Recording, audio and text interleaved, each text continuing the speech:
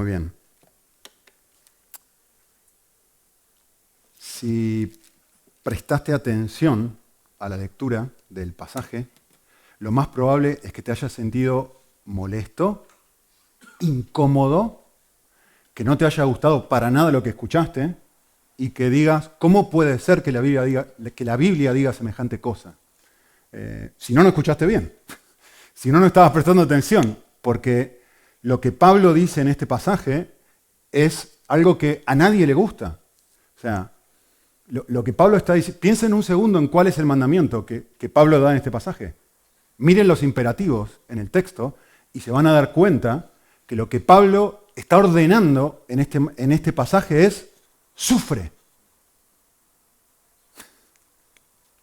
O sea, si tú leíste esto y no te afectó de ninguna forma es porque no escuchaste bien. Porque lo que Pablo está diciendo es te está ordenando sufrir. Lo dice ahí. ¿Sí? Es decir, Dios tiene un plan maravilloso para tu vida. Que sufras. Bueno, ¿qué quiere decir Pablo con esto? Eso es lo que vamos a ver ahora. ¿Qué es lo que Pablo quiere decir cuando le dice a Timoteo, mira, tienes que participar conmigo de las aflicciones? Eso es. El texto dice eso. A ver, yo quiero que hagamos algo. Miren versículos 8 y 9. Vamos a enfocarnos en esos dos versículos. Y quiero mostrarles algunas frases que son claves y que son las que yo voy a analizar. Una de las frases claves es no te avergüences. Otra de las frases claves es participa conmigo de las aflicciones, es decir, sufre. Otra frase clave es Dios nos ha hecho un llamamiento y ese llamamiento es según su propósito, dice el pasaje. Y además es según la gracia. Así que yo quiero por ahí frenarme a pensar en algunos conceptos que están ahí. Primero me quiero enfocar un poquitito en el versículo 9. Dice, Dios nos ha salvado y nos ha llamado. Claramente aquí está hablando de dos cosas diferentes. Es decir, una cosa es la salvación, otra cosa es el llamado que está hablando aquí. ¿Sí? Son dos cosas distintas, no es lo mismo. Entonces, lo que uno tiene que diferenciar o pensar un momento es a qué nos ha llamado. Y lo define, dice, a un llamamiento santo. O con un llamamiento santo, dependiendo de la traducción que tengas. Y dice, según su propósito. Es decir, Él te ha salvado y Él te ha llamado porque Él tiene un propósito para ti. Es decir, tiene una intención en este proceso de haberse encontrado un día contigo. Y ese es el desafío que Pablo está hablando acá. Ese es el punto que él quiere comunicar. ¿Sí? Entonces, la idea, o parte de la idea de este texto, es, lo primero que tengo que hacer es reconocer que Dios tiene un propósito, una intención para mí. ¿Cuál es esa intención? Pues miren, se las voy a parafrasear con otro pasaje, en donde Pablo usa exactamente las mismas palabras. Y es un pasaje que ustedes conocen. Dice, Romanos 8, sabemos que todas las cosas, es decir, todas las circunstancias por las que yo atravieso, son buenas para mí, tienen un objetivo, cooperan para bien. ¿Vale? ¿En qué sentido cooperan para bien? Cooperan para bien, y miren la palabra que he subrayado, la misma de recién. Cooperan para bien porque todos los cristianos hemos sido llamados. ¿Hemos sido llamados a qué? Hemos sido llamados conforme a un propósito. Ah, es Pablo hablando, otra vez diciendo lo mismo, ¿lo ven? Pablo está diciendo, una cosa es tu salvación, otra cosa es tu llamamiento. Son intercambiables, por eso hay que entender el contexto. ¿De qué llamado está hablando? Bueno, del llamado de Dios específico a un propósito que tiene. ¿Cuál es ese propósito? Lo sigue diciendo en el versículo 29. Ser hechos conforme a la imagen de su Hijo. Aquí lo menciona como un llamamiento santo. Así que mi desafío para ustedes es, yo lo que quiero hacer es tratar de parafrasear de alguna forma qué es lo que Pablo está tratando de decirle acá a Timoteo cuando le dice, participa, tú vas a pasar por experiencias de dolor como las que yo estoy pasando, y mi orden para ti es que tú participes, que no te escabullas de estas situaciones, que no las rechaces, que no intentes, sí, no me sale la mejor palabra, escabullirte de esto, sino que participes de estas aflicciones, que aprendas a sufrir. ¿Sí? El propósito de Dios tiene que ver con aprender a dejarme cambiar por las circunstancias. Ese es el desafío. En cierta forma, eso es lo que Pablo está proponiendo aquí. Tú tienes que entender que, como dijo en Romanos, que estas circunstancias cooperan para bien si tú entiendes el propósito que Dios está tratando de lograr en ti a través de esas circunstancias. Sufrir la experiencia de transitar la situación que yo quisiera evitar, ese llamado que Dios nos hace, que se corresponde con el propósito que Él tiene para nosotros. Y tu desafío y mi desafío es comprender, ok, Dios tiene un propósito, Dios tiene una meta para conmigo. Esa meta es hacerme a imagen de Jesús. Hay circunstancias que yo atravieso en mi vida, como las que compartía Rafa hace un momento. No puedo encontrar un nuevo piso, un nuevo apartamento. Y yo tengo que tener una actitud interna de corazón en donde yo empiezo a interpretar esas circunstancias de sufrimiento como algo que Dios ha permitido, que tienen el regalo de enseñarme y cambiarme en una persona que yo no soy, en una persona similar a Jesús. Entonces, ese es el desafío de cambiar de cosmovisión, es aprender a dejarme cambiar y ser transformado por las circunstancias. Eso es lo que Pablo está diciendo aquí. Eso quiere decir sufre.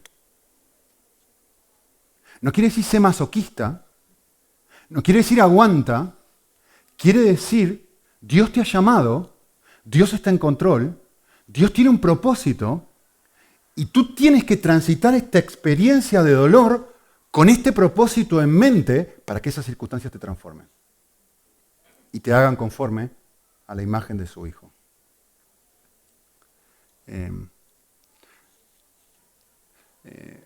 Los que vivimos para el lado de Churriana o de Alaurín de la Torre, cuando bajamos de la autovía, ¿qué sucede? Hay una cola de coches terrible, terrible.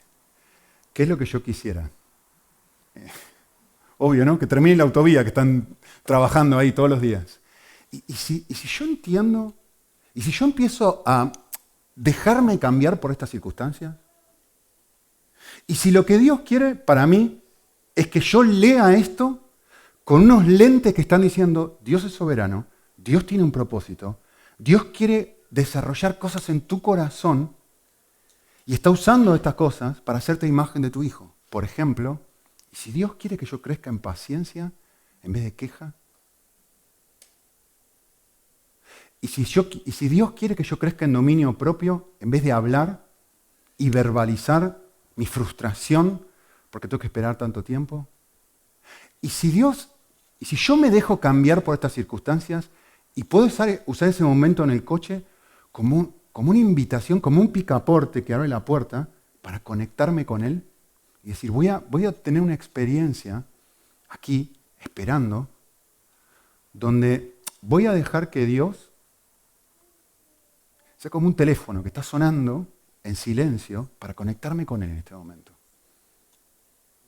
O me voy a rebelar con las circunstancias, o no voy a querer sufrir bien, o las voy a rechazar, o me voy a frustrar, me voy a quejar, voy a querer cambiarlas. ¿Qué significa ser hecho imagen de Jesús? Obviamente, a mí me gusta pensar esto, no solamente es que Dios cree en nosotros su carácter, también ser hecho imagen de Jesús, ser hecho santo, no es solamente hacer lo que Jesús hacía, es amar lo que Jesús amaba. O sea, tener el carácter de Cristo, que si tú pones a Jesús aquí, la imagen de Jesús y la imagen de Nico, tener este objetivo de vida no es yo solamente me comporto como Él. y actúo como Él. No es solamente eso, sino yo empiezo a encontrar deleite en las cosas que Él encontraría deleite. Y permito que las circunstancias adversas me ayuden a mí, sean un educador que me permiten mirarlo a Él, mirarme a mí y decir, estamos empezando a amar lo mismo. Estoy empezando a coincidir con el propósito que Dios tiene para estas circunstancias en mi vida y estoy dejando que estas circunstancias me transformen en alguien santo en el sentido amplio de la palabra.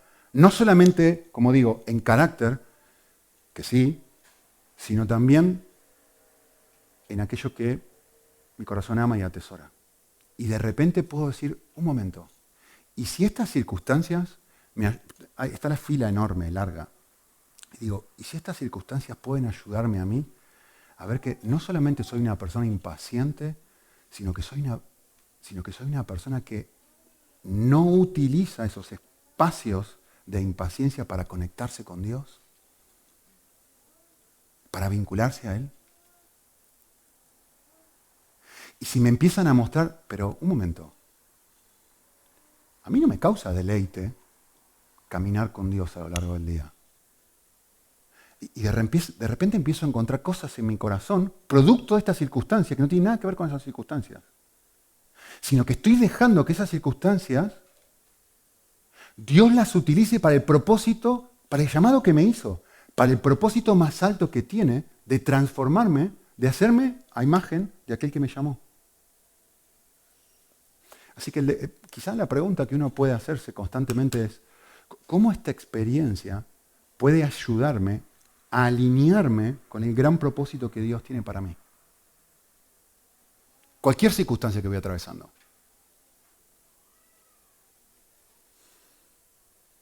¿Cómo esta circunstancia puede ayudarme a ser, no a hacer, sino a ser la persona que supuestamente yo quiero ser?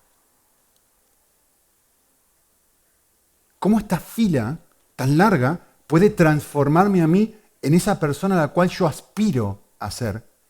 Porque tengo la misma aspiración y el mismo propósito de vida que Dios tiene para mí. Yo aspiro a ser como Él y voy a dejar que todo esto sea un elemento transformador que Dios usa para lograr el propósito que Él tiene para mí, que supuestamente yo también tengo. La pregunta es, ¿quiero ser como Jesús? La pregunta ¿es ese mi sueño, mi llamado? ¿He escuchado ese llamado? Hay algo que me llama mucho la atención. Les dije que hay varias palabras claves que vamos a mirar acá. Pero hay algo que me llama mucho la atención y que nunca deja de sorprenderme. ¿Ustedes han notado las pocas veces en las que Jesús defiende su reputación? Cuando leen el Evangelio. ¿Por qué este come con pescadores? Con prostitutas. ¿Por qué este no se lava las manos? Jesús no dice nada. Silencio. Si eres el Hijo de Dios, bájate de la cruz. Silencio. Constantemente están atacando su persona y Jesús no dice absolutamente nada. Con Pilato sucede exactamente lo mismo. En el contexto del pasaje, voy a leer el versículo 8. En el contexto del pasaje, miren lo que dice. Timoteo, yo tengo un desafío para ti. No te avergüences del testimonio de nuestro Señor, ni de mí, prisionero suyo. Estaba leyendo esta semana, hay un exjugador del Barcelona que lo han acusado de violación. Y está en proceso, probablemente algunos de ustedes lo habrán leído. ¿Sí? ¿Saben lo que hizo el club actual en el que este hombre está jugando? ¿Saben lo que hizo, no? Lo echó, lo despidió. ¿Saben por qué? El club mismo lo dice. Porque asociarse con una persona que está en proceso legal de haber sido acusado de violación, hoy por hoy en nuestro contexto, es algo tremendamente desagradable, horrible, humillante, etc. Entonces, lo que el club trata de hacer en ese momento es desasociarse de esa persona. Yo no tengo nada que ver con él. Nosotros no apoyamos lo que él ha hecho. No queremos que el club se asocie con este hombre. Justo lo que está pasando acá. En este caso no es por una violación, sino por estar en prisión. Lo que está sucediendo con Pablo, mejor dicho, es él está en prisión y la gente que lo seguía y que era un fan de Pablo, como este hombre, ahora ha dejado de ser fan de Pablo y se ha disasociado de él. Porque ahora da vergüenza ser un amigo o un discípulo de Pablo. Ahora da vergüenza. Entonces el mandato de Pablo es el siguiente: Timoteo, tú puedes vivir de una forma diferente. Yo sé que todo el mundo tiene vergüenza de ser mi discípulo. Yo sé que todo el mundo tiene vergüenza de que yo estoy en la cárcel y de que ahora ser cristiano no es popular. Yo lo sé. Pero Timoteo, tú puedes vivir de una forma diferente. Eso es lo que Pablo le está diciendo a Timoteo. Tú puedes no avergonzar, tú puedes participar conmigo en las aflicciones por el Evangelio. Me encantó una frase que leí hace un par de días. Escuchen esto, me encantó, ¿eh? Muy, muy bueno. Un autor que dijo esto. Lo extravagante acerca del discípulo de Jesús es que puede permitirse ser indiferente.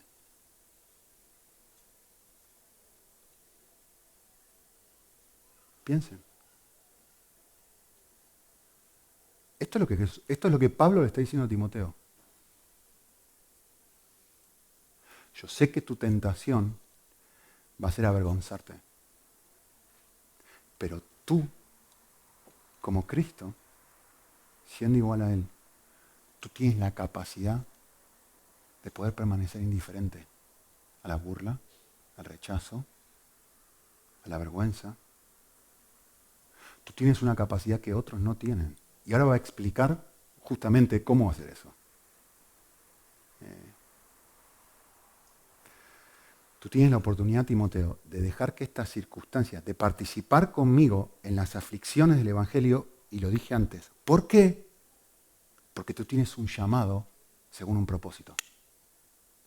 Porque tú has sido llamado, Timoteo, a parecerte a este que cuando lo atacan no se defiende, que cuando lo malinterpretan se queda callado. Tú has sido llamado a esto mismo. Este es tu desafío. Vale, la pregunta que tenemos que hacernos es ¿cómo? Finalmente, ¿cómo hacemos para no avergonzarnos? ¿Cómo hacemos para participar de las aflicciones del Evangelio? ¿Cómo hacemos para vivir según el llamamiento del propósito que Él tiene para nosotros? Y la respuesta las salteé a propósito. Final del versículo 8. Dice, por tanto, no te avergüences de dar testimonio de mí, sino participa conmigo de las aflicciones por el Evangelio. Y miren esto. Según el poder de Dios. Acá está la capacidad. ¿Cómo hago yo para vivir esto? Subrayé a propósito de esto, miren. De Dios. ¿Saben por qué? Porque esto es un derivativo.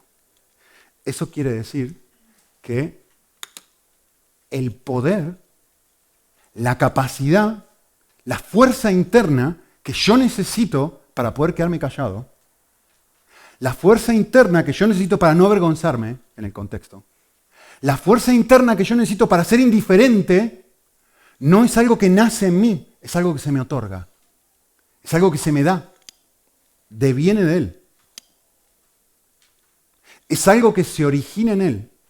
No es según mi poder, no es según mi habilidad, no es un llamado a que yo, decimos en Argentina, pechugue, que me ponga fuerte y aguante. No. El texto está diciendo otra cosa.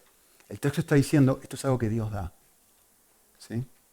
A mí me llama mucho la atención cuando pienso en estas cosas, porque ¿cómo sucede que el proceso de crecimiento tiene siempre una dinámica que entrelaza lo sobrenatural y entrelaza la responsabilidad del hombre?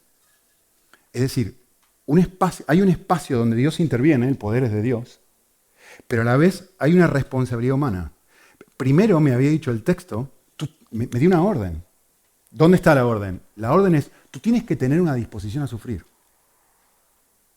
Tú tienes que recordar, ¿sí?, que Dios va a permitir situaciones complejas en tu vida, situaciones dolorosas, que tienen el potencial para cambiarte. Y escuchen bien, subrayé la palabra a propósito. Las situaciones dolorosas no te cambian. Tienen el potencial para cambiarte. Esta situación que Pablo está atravesando, que Timoteo está atravesando, tiene el potencial de generar en Timoteo valentía. ¿O no? Estaba pensando en un ejemplo práctico en el matrimonio y pensaba esto. Un cónyuge que no me trata como yo quiero, que no me ama como yo quiero, que no hace lo que yo quiero. Una experiencia de dolor en el matrimonio no tiene la capacidad intrínseca para cambiarme, es decir, en sí misma. Tiene el potencial de destruirme y terminemos divorciados, o terminemos enojados, terminemos frustrados el uno con el otro, o tiene el potencial de ayudarme a crecer. Depende de ti. Depende, en cierta forma, si tú aceptas el mandato de Dios a decir, yo estoy permitiendo esta experiencia de sufrimiento en tu vida, que tu esposa, que tu esposo no actúe como tú quieras que actúe, que tu jefe, que tu jefa no haga lo que tú quieres que haga, que tu compañero, que lo que sea la circunstancia. Tú tienes la libertad y es tu responsabilidad abrazar esto, eso es tu responsabilidad, abrazar esto como algo potencial que puede ayudarte a crecer. ¿Sí? Miren, pasaje paralelo en Primera de Pedro. Están sufriendo, la están pasando mal. Y dice, Pedro les hace una pregunta y los hace pensar. Y noten que las palabras se repiten otra vez. Pregunta, ¿qué mérito hay? Si cuando tú estás haciendo algo malo, pues tienes que enfrentar las consecuencias. Y enfrentas las consecuencias con paciencia. No hay ningún mérito en eso. Pero, existe la posibilidad de que tú estés enfrentando una situación de dolor inmerecida, que no es justa, y que tú tengas una actitud diferente a esta situación. ¿Sí? Y el texto dice lo mismo que dice esto. Miren, pero si sufrís, y sufrís bien, esto es lo que hace que se desate el poder de Dios, que es la otra palabra clave que va a usar el texto. Y miren, otra vez las mismas frases de antes. ¿Por qué? ¿Por qué yo tengo que tener esta actitud donde permito que las circunstancias me cambien? ¿Por qué yo debería sufrir? ¿Por qué debería aprender a sufrir? ¿Por qué debería tener esta posición? Pues, porque fuiste llamado para este propósito. Miren, la misma frase de hoy. Fuiste llamado, ¿para qué propósito? Mire, con el propósito de antes. Y lo va a repetir. Y va a decir, mira, ¿te acordás? Cristo. Él dejó un ejemplo para que tú tengas una imagen en la cual poder ver cómo uno reacciona en una situación así. ¿Cuál debería ser la actitud interna? Y dice, mira, él experimentó constantemente situaciones injustas y dice, le ultrajaban, no respondía ultrajando, padecía, no amenazaba. ¿Ven? No hay una rebelión frente a las circunstancias. Hay una actitud interna de recibir esas circunstancias encomendándose a aquel a quien juzga con justicia, con una actitud de fe. ¿Con qué objetivo Jesús hizo esto? Ser nuestro ejemplo para que nosotros cumplamos con el propósito que Él tiene para nosotros, llegar a ser personas diferentes. Es exactamente lo mismo. Ahora, genial. ¿Cómo hago esto? Este es el aspecto de vuelta. Hice un repaso del aspecto humano. Tener esta actitud de decir, voy a dejar que estas circunstancias me cambien. Genial. ¿Cómo hago ahora para apropiarme del poder de Dios? Porque la idea del texto no es que Dios te está pidiendo que aguantes. La idea del texto es que Dios está diciendo que te apropies de su poder para afrontar la lucha. Entonces, a mí la imagen que me viene a la mente es algo así.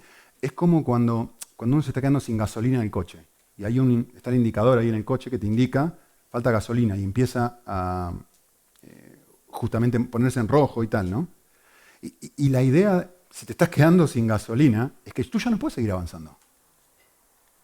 Te falta lo que necesitas, ¿sí?, para poder continuar. ¿Qué tenés que hacer? Volver a llenar el tanque. Eso es lo que te da poder a ti, eso es lo que le da poder al coche para poder seguir avanzando. Y yo les dije hace un segundo que el texto nos informa, esto es algo que Dios nos da. Por lo tanto, lo que nosotros tenemos que hacer es encontrar el espacio, recargar la gasolina, encontrar el espacio donde recibimos el poder de Dios. ¿Sí? Y el texto es muy, muy llamativo. Dice algo, versículo 9. Vuelvo a leerlo. Dice, Él nos ha salvado, Él nos ha llamado, y miren esto, quédate tranquilo, no te ha llamado conforme a tus obras, sino según su propósito, y miren esto, según la gracia que nos fue dada en Cristo Jesús desde la eternidad. ¿Cómo nos acercamos a Dios si lo que necesitamos es poder? Yo lo diría de esta forma, parafraseando la frase de Pablo. Hay que acercarnos a Dios con el Evangelio como filtro, por gracia. La semana pasada estuve en Denia, en Valencia, y les dije esto y lo choqueo un poquito. Digo, lo voy a repetir acá. ¿Qué significa acercarme a Dios con el Evangelio como filtro? Y les dije esto. El amor de Dios no es incondicional. El amor de Dios es infinito. Y es muy importante entender la diferencia entre una cosa y otra. El amor de Dios no es incondicional, es infinito. ¿Saben qué quiero decir? Quiero decir esto. Que el amor de Dios no tiene límites, pero sí tiene condiciones.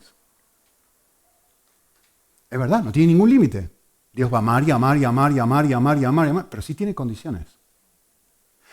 ¿No te ha pasado que a veces te acercás a Dios, te das cuenta de que estás atravesando una situación difícil o que estás luchando con algo, te acercás a Dios, orás y haces todo lo que supuestamente tenés que hacer y no pasa nada y Dios está súper lejos? Y hay otras veces que te acercás y la cosa es completamente diferente, te conectás con Él y hay como que hay poder.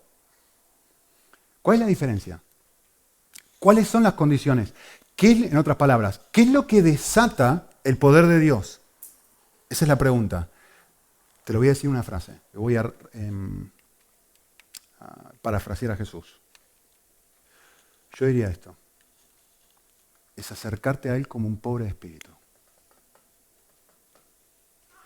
Si yo reconozco, hay situaciones de dolor que estoy atravesando. Dios quiere usar esas situaciones de dolor para cambiarme. No tengo en mí el poder para responder bien, para ser paciente, para tener dominio propio, para amarte cuando me herís, para responderte bien cuando me has tratado mal. ¿De dónde saco el poder, la gracia que Dios derrama para poder responder bien a estas circunstancias? Bueno, lo primero que necesito es acercarme a Dios con una actitud de pobre de espíritu. Y me encantó una frase que leí hace poco. ¿Qué significa ser pobre de espíritu? Conectarme con mi pasado, contactarme con mi pasado y comenzar a meditar. Está bueno esto. Pensad un segundo.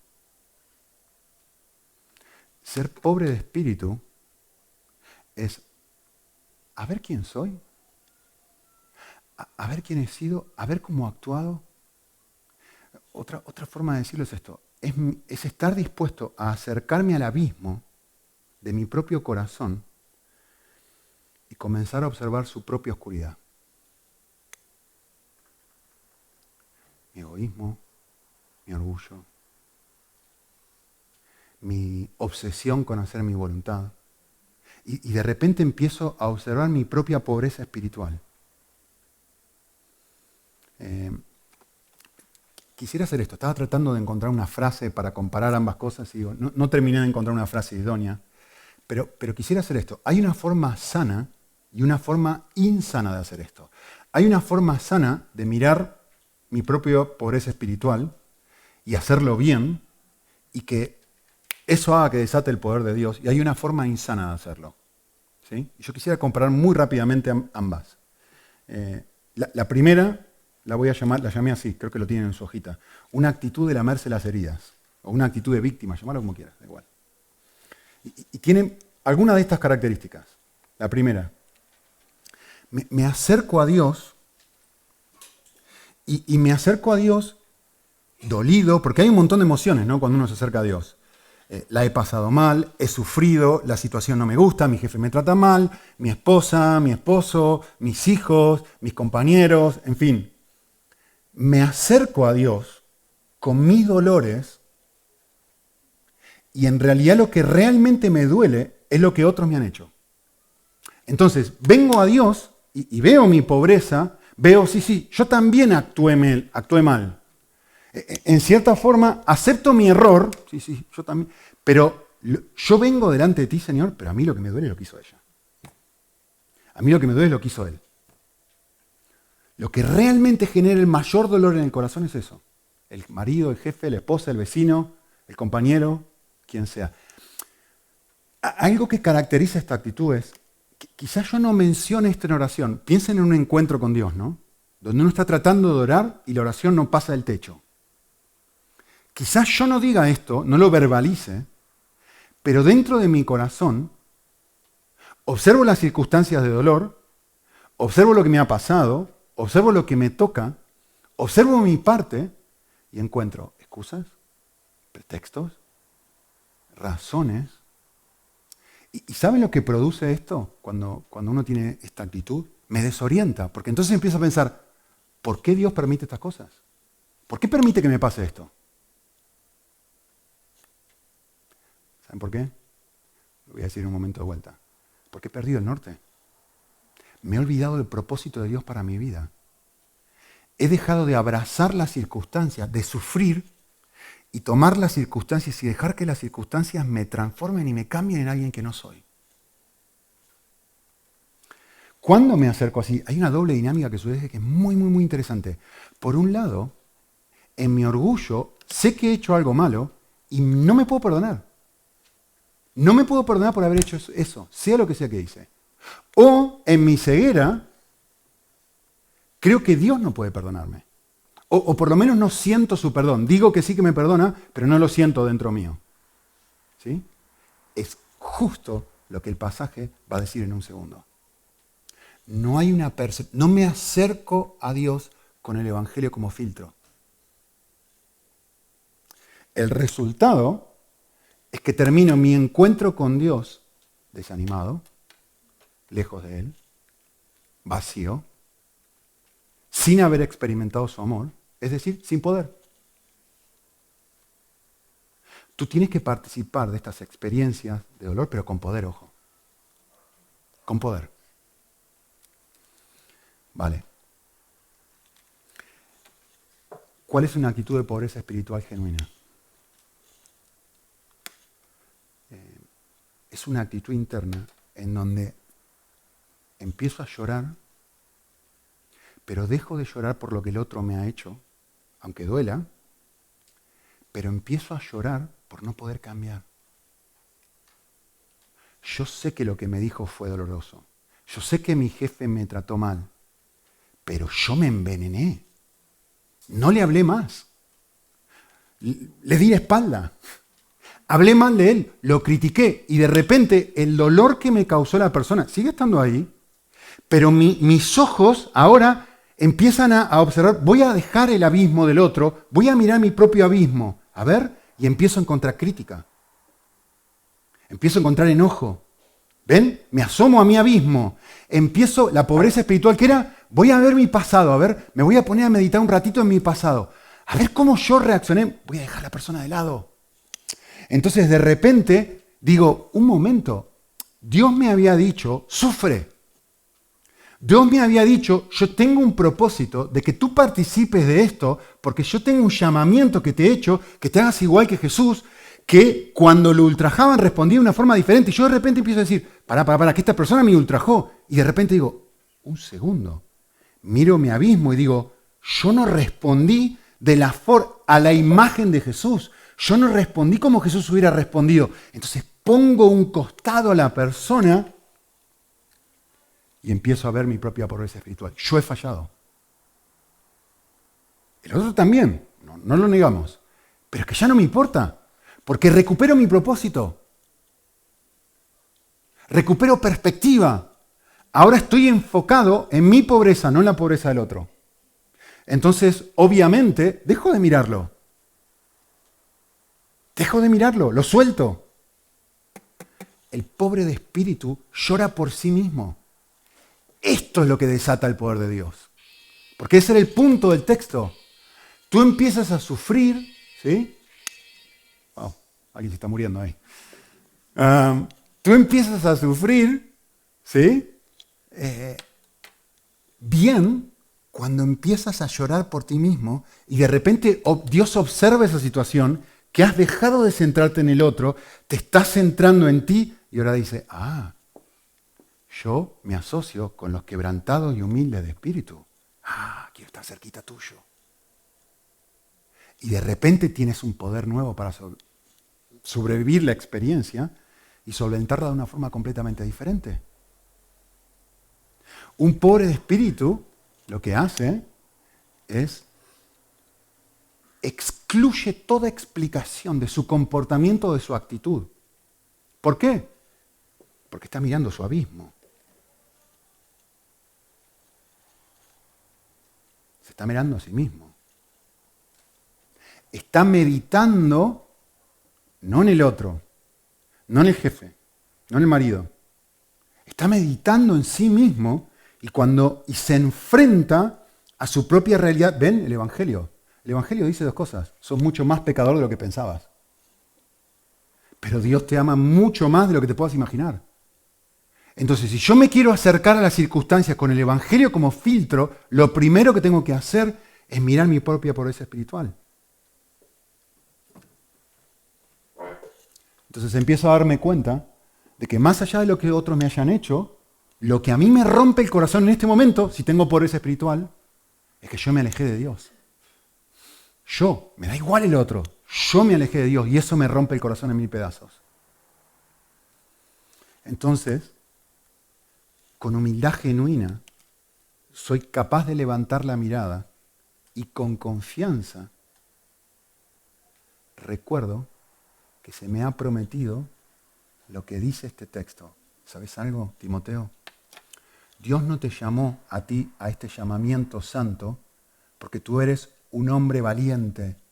Versículo 9.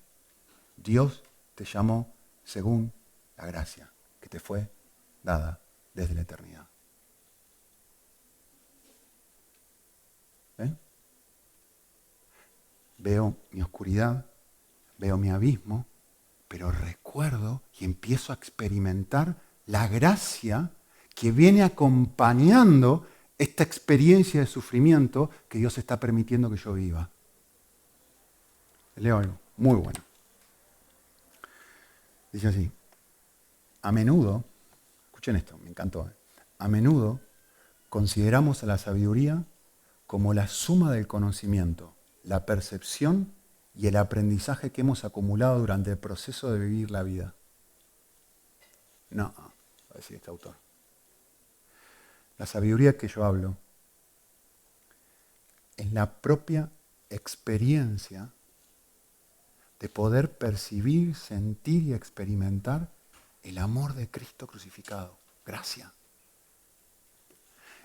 Es poder mirar mi abismo y poder percibir el amor de Cristo a pesar de mi abismo. Sigue la cita. Muy bueno, ¿eh? Miren cómo está conectado a lo que acabo de decir. ¿Cuál es la evidencia que apunta hacia la fuente de la verdadera sabiduría? Es nuestra propia experiencia de liberación del egocentrismo crónico. Ya no estoy concentrado en mis dolores. Ya no estoy concentrado en lo que tú me has hecho. Ya no estoy concentrado en mi jefe, en cómo eso me afectó a mí. Esa experiencia crónica de estar constantemente pensando en mí mismo. De repente, cuando uno experimenta la gracia, soy liberado de esto. ¿Qué es la verdadera sabiduría? Es tu propia liberación de la autocompasión crónica. Pobrecito ay de mí. Si supieras lo que me hizo. ¿Cómo podés permitir esta clase de cosas, Señor? ¿Cómo vas a dejar que Él haga esto? ¿Cómo vas a dejar que Él haga ella? ¿Cómo vas a permitir? ¿Pero por qué? ¿Por qué? Y todo se enfoca en cómo las circunstancias me han lastimado. Y de repente la pobreza espiritual de verme y ver el amor de Dios y ver la gracia de Dios me permiten levantar la cabeza y me liberan de esta actitud. Es nuestro propio conocimiento de que nada en lo absoluto, ni siquiera los juicios negativos de otras personas, no te avergüenza el Evangelio. Tampoco la degradada percepción de ti mismo, ni tu escandaloso pasado, ni tu temor, ni la culpa, ni el odio a ti mismo, ni siquiera la muerte pueden apartarte del amor de Dios que fue hecho visible en el Calvario. En esto confirma dónde reside la sabiduría. Timoteo, Dios te ha llamado a este llamamiento no por tus obras, por gracia. Mirás tu propia oscuridad, pero mirás la gracia de Dios a pesar de esa oscuridad. Y esta doble dinámica experimentada te da poder. Esto es lo que produce poder. Esto es lo que te transforma. Paul Tillich dijo esto, muy bueno, ¿eh? Dijo, ¿saben qué es la fe? Es la valentía para aceptar la aceptación. Miro mi abismo, dejo de concentrarme en el otro, me pongo cara a cara con quien soy, con todo lo que yo soy, lo miro a los ojos en vez de mirarlo al otro, acepto quien soy porque soy aceptado en Cristo, porque hay gracia para mí, porque hay amor incondicional. Entonces puedo ver toda mi oscuridad tranquilo, sin un palazo en la cabeza, libre. Eso es poder. Eso es poder. Es la aceptación de la aceptación. Y si tengo esta experiencia, termino mi encuentro con Dios, ¿cómo? Levanto la cabeza y termino asombrado con Él. Termino gozoso porque digo, me quiere cerca a mí. Me quiere cerca. Quiere seguir. Su propósito no depende de mis obras.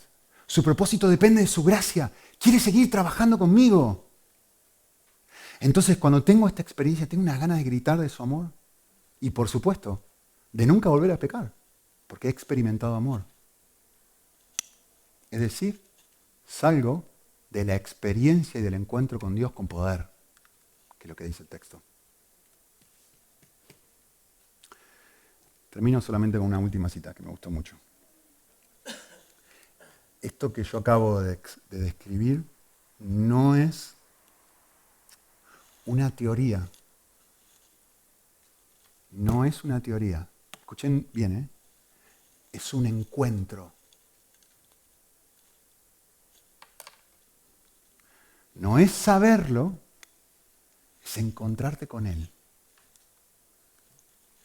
El llamado de Jesús no es ven a la reunión de oración, ven a la iglesia, ven a leer la Biblia. El llamado de Jesús es ven a mí. Entonces, el poder ilimitado del Espíritu Santo se desata con una fuerza asombrosa. Cuando me encuentro con Él. Oramos un momento.